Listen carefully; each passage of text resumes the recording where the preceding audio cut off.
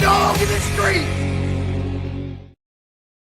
Welcome in, everyone. Twin City Sports Talk. You got Bruce here today, and I figured I'd hop on here just talk about good old Super Bowl Sunday, one of the best days throughout the entire year. Everyone knows that. Also talk about a Wolves game happening today and the Wolves' horrible game 2 nights ago. So we'll talk a little bit about that. But first off, it is Super Bowl Sunday. It's also, if anyone cares, it's the final day of the Waste Management Phoenix Open. For anyone that cares about golf, I do. I wish I could make predictions on the show, but my co-hosts Jack and Trevor, they don't know golf as well as I do, so they wouldn't be able to keep up with me. No, I'm kidding. Either way, Wolves game a couple nights ago. They played the Pelicans. The Pelicans coming into this game were 13-40, and it's another game this year. One of these episodes this upcoming week, we're going to go through every Wolves bad loss for this year. But like I said, Pelicans were 13-40 coming into this game. The Wolves should have been on a high right after acquiring Io and Julian Phillips at the trade deadline there. But either way, the Wolves lost 119-115. And actually, as I'm talking about that, I guess I could pull up our predictions from that game because me and Jack, we made predictions on this game. So let's pop that up real quick. Yeah, let's go through this. So obviously, Jack and I both said the Wolves would win this game. That ended up being very, very wrong. Which, yeah, that's terrible. I mean, I'll get into depth with it, but yeah, I was kind of on the train of the Wolves will be hot. They'll be just on a high, and maybe I miscounted this for kind of the opposite of what happened. I thought they would be on a high, hitting some shots, just playing freely. We made a trade deadline acquisition. We're going to be playing our butts off here, but no, it's kind of the other way around. Lack of effort. I'll talk about what Rudy Gobert said after the game. Anthony Edwards, he still scored 35 points, so Ant, nice job. But I said for my player prediction, the Wolves would have 20 plus threes. Or wrong. That's wrong. They only had 13. Not the correct answer. Jack went on a limb and said Pelicans would have under 100 points. Bad night from the boys there. So there's your standings on the right. We both went 0-1 with 0 points for that night. I'm now 55-42 with 24 points. Jack 23-27 with 13. Trevor 24-25 with 11 points. Not good. Not a good night there. We'll get to my predictions about the few games today later. But anyway, let's talk about this game a little bit more in depth. Like I said, Ant, another great game. Ant's, I think, inching closer to averaging 30 points. I think he's at 29.8 points per game. Heck of a year. Bones Highland stepped up, hit 4 threes, scored 20 points.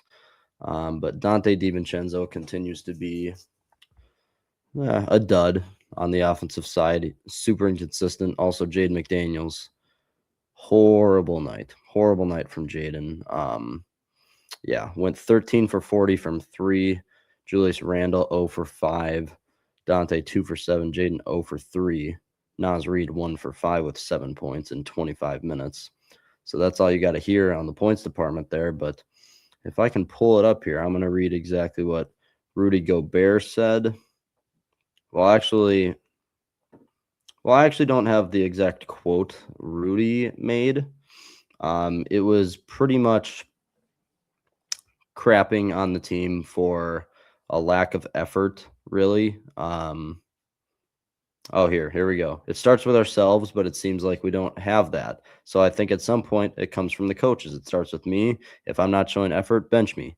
Take me out of the game, and everyone else has to follow. At some point, if you're not veteran enough to play hard yourself, benching might be a solution. And I guarantee you that when you come back on the court, you will show effort. Well, Rudy, here we go. I couldn't agree any more with you.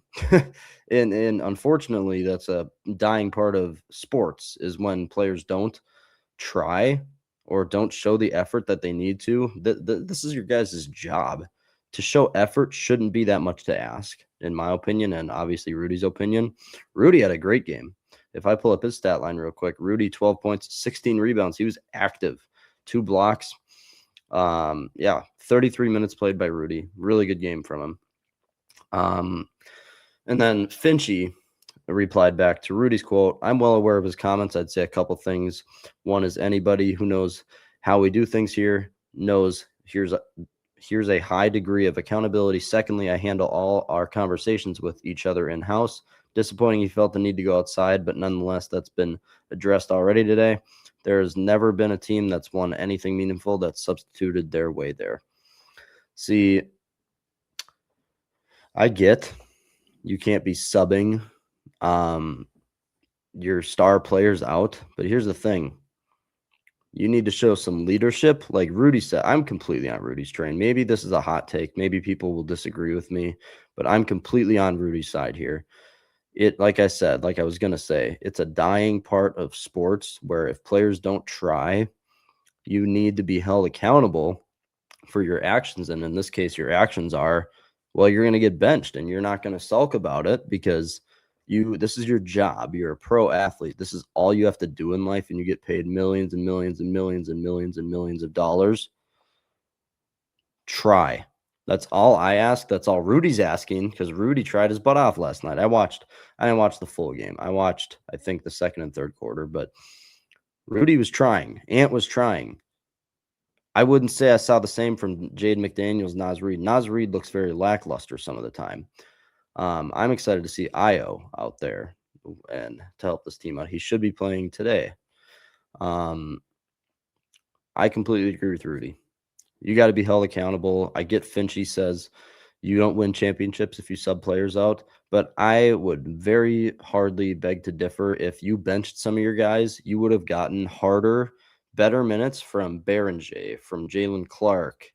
Bones Highland played 30 minutes, so that was good. But if you actually benched some guys, maybe you would have won last night. I think you would have, because there's nothing special about this Pelicans team. Yeah, you can say, I think it's Sakid Bey. Either way, he had 30 points. Zion had 29. Trey Murphy with 26. But there's nothing too special with this team. And I'm very, very, very, very certain the Wolves would have won last night if Finchie had a bit of leadership in his gut and did the right thing here. That's all I'm asking. Either way, so just this is the worst loss of the Wolves season. It comes at a time right after the trade deadline, after you make an acquisition where you shouldn't be losing these types of games either way, but just a horrific loss. Enough said about that. Horrific loss. Either way, the Wolves, they have another game today.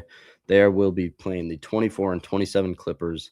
And then again, so here's the thing. I went out on a limb and said the Wolves have nine games in February here. And I think they have 10 games in February. They have one team that's over 500. And actually, I don't think there is a team over 500 anymore, because Portland, they're under 500. The Hawks, they're under 500. I think, Toronto. Toronto was the one team. And of course, it's the one win they had. But then you have the under 500 Clippers twice this month.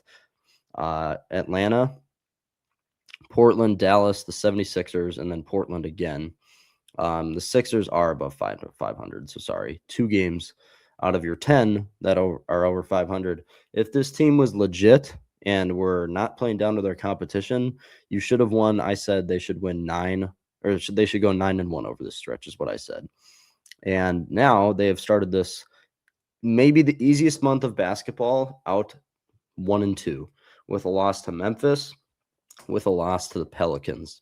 If the Wolves somehow go 5-5 this month, I am out on a championship this year. I don't care what trade deadline acquisition you made.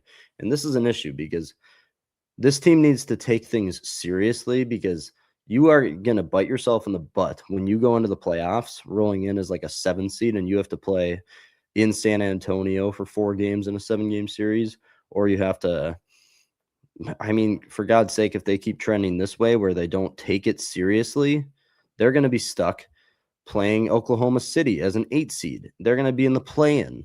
This is what I'm saying. They're a 6 seed right now. They're only a half game up of Phoenix, who's in the 7 seed right now. And if they keep going like this, they could drop to the Warriors at 8.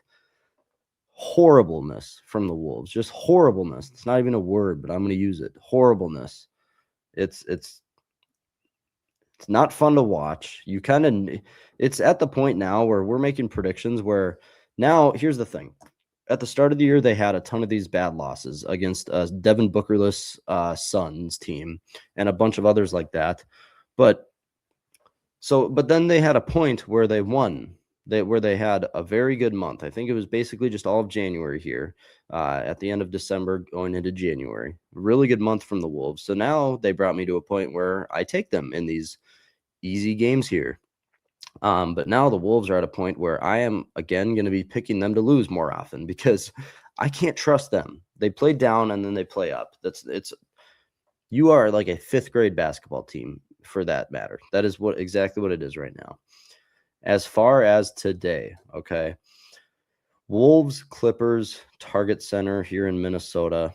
If I go to the Clippers, obviously the Clippers just traded James Harden to the Cavs, so a bit of a weird situation. I don't think Darius Garland is going to be playing for them. That's obviously who they got back there, but right now Kawhi, he's healthy. They do have Cam Christie, the couple year, I think he was on the Lakers for a few, but they have Bogdanovich, Chris Dunn, not a ton of guys, but there's a reason why this Clippers team is 24-27. Without Garland, I'm not sure on the status of Ayo, I think Ayo should be in. So we're going to see Ayo Dosunmu, his Wolves debut today. So I'm excited about that. So let's get. Either way, I'm excited for this game. Ayo's debut. Wolves, after a horrible loss, it's hard for me to get excited about this team, but 2:00 today, they should be able to change it around a little bit. Anyway, enough about the Wolves game. It is Super Bowl Sunday. Obviously, the big game today, 5:30 down there in San Francisco. Seahawks versus the Patriots. It is the Sam Darnold Bowl for all you Vikings fans that are still crying about that. Super Bowl 60 here, and I'm going to make my prediction in a bit here, but just to go over it a little bit, Kubiak and the Seahawks offense is hitting a very good stride right now. Darnold played a heck of a game against the Rams, but it was Kenneth Walker that got them here. Just dominated against the Niners in the divisional round over there. Obviously, JSN, Cooper Kupp, just a great wide receiver duo in the playoffs. The only thing that worries me is these are 2 great defenses. You have Gonzalez, who's going to be shadowing JSN all game, and then Cooper Kupp. But after that, Seahawks receiving threats, very minimal. I mean, Rashid Shaheed, he can be a threat downfield, but that's your 3. So I don't have much confidence in the Seahawks wide receiver depth, although JSN and Cooper Kupp make up for the depth with just being pretty legendary themselves. Either way, Patriots, well, let's talk about the Seahawks defense. Seahawks defense will have anything they want. They are the best unit in the NFL with points per game and just a bunch of other stats. The only thing is the Seahawks defense just hasn't caused a lot of pressure. I mean, they've caused pressure this postseason, but they haven't been getting home. They've had 3 sacks, 2 of them from DeMarcus Lawrence, and then Leonard Williams has 1. But they have 3 sacks this entire postseason. They do have the 1 pick from Ernest Jones, but the defense hasn't gotten home as the way they should be. And this improved Garrett Bradbury, Patriots offensive line. This game is going to be one in the trenches. It's going to be one from the quarterback position. But here's the thing that the Seahawks do so well: Kubiak, he involves the run game perfectly. I mean, when it's a worse environment like the divisional round Seahawks game, that NFC Championship game was like 35, 40 degrees, no wind, perfect conditions for Darnold to sling it, and that's what he did. But Kenneth Walker, when he gets going, when he's going downhill all game, he's hard to stop. But then let's talk about the good old Patriots, because Drake May, I don't actually remember if he got second in MVP voting or what. But the Patriots, heck of a team, heck of a defense. I can't even put into words how excited I am. I'm like having trouble even talking about it because, in my opinion, this should be a heck of a game and just such a good just display of football. One in the trenches, people are going to be going hard. It's not like there's an outlier here where some Super Bowls there's the Chiefs defense was kind of middle in the pack, but Patrick Mahomes makes up for it. This is two great offenses and two great defenses going at it, and I couldn't be more excited about it. I think the defense is where it's really going to come into play here, and I have a feeling it could be a little bit lower scoring than people are maybe hoping for, I guess. Yeah, I'm kind of getting that feeling. But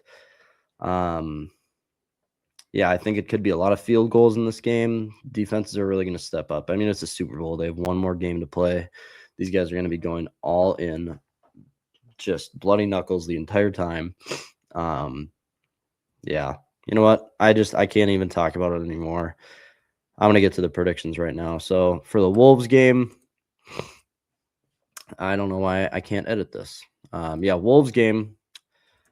I got the Wolves winning. As much as I just crapped on the team, this is where I think they could be on a high. And also the Wolves are really inconsistent. If they have a bad game, they're usually amped to bounce back here. So I got the Wolves winning 122 to 109. And Io will have 18 plus points.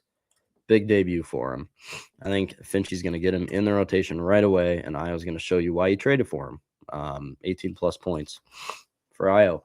As far as the Super Bowl, here we go. Like I said, two great defenses, two great offenses. I think it'll be a little bit low scoring than people hope or think. I got the Seahawks taking it out, which kind of stinks for my case because I am a huge supporter in what the Vikings did last offseason, letting Sam Darnold walk. It didn't make sense at the time, and if people really think about it, it still doesn't make sense now. I don't care that he's in the Super Bowl, but now Sam Darnold will win the Super Bowl, 26-20. Bunch of field goals in this game, but Seahawks win. And here's the thing.